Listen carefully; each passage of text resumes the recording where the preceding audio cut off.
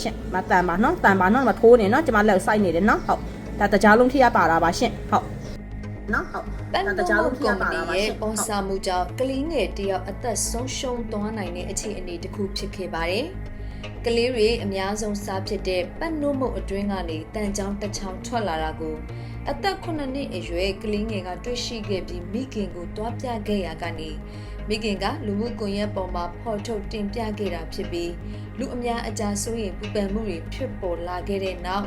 ပတ်နို့မုတ်ဘက်ကနေတရားဝင်ပြန်လည်တောင်းပန်ခဲ့ကြောင်းသိရပါတယ်။ကလေးကတန်ချောင်းကိုတွေးရှိခဲ့လို့သာကလေးငယ်တယောက်အသက်အန္တရာယ်ကနေ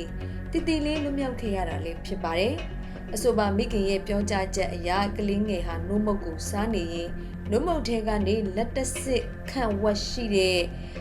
တိပိန်ပိန်တန်ချောင်းတစ်ချောင်းကိုတွေ့ရှိခဲ့တာဖြစ်ပါတယ်။အဲ့ဒီအချိန်မှာမိခင်နဲ့ကလေးတို့အတူတကွရှိနေခြင်းဖြစ်ပြီး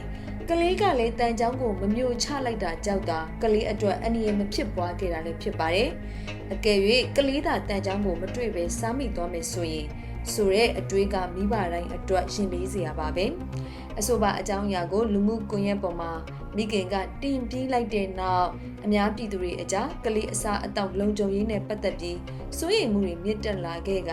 ပတ်ကုမ္ပဏီဘက်ကနေအဲ့ဒီဖြစ်ရပ်ကိုအတိအမှတ်ပြုပြီးပြန်လည်တောင်းပန်ခဲ့ကြောင်းထုတ်ပြန်ခဲ့ပါတယ်။ပတ်ဘက်ကနေထုတ်ပြန်ချက်အရအခုဖြစ်ရပ်ဟာထုတ်လုပ်မှုလုပ်ငန်းစဉ်အတွင်းဖြစ်ပေါ်ခဲ့တဲ့ပေါ်ဆမှုတရက်ဖြစ်နိုင်ကြောင်းဝန်ခံထားပြီးနှုတ်မုတ်ထုတ်လုပ်ရေးစနစ်တွေကိုပြန်လည်စီစစ်က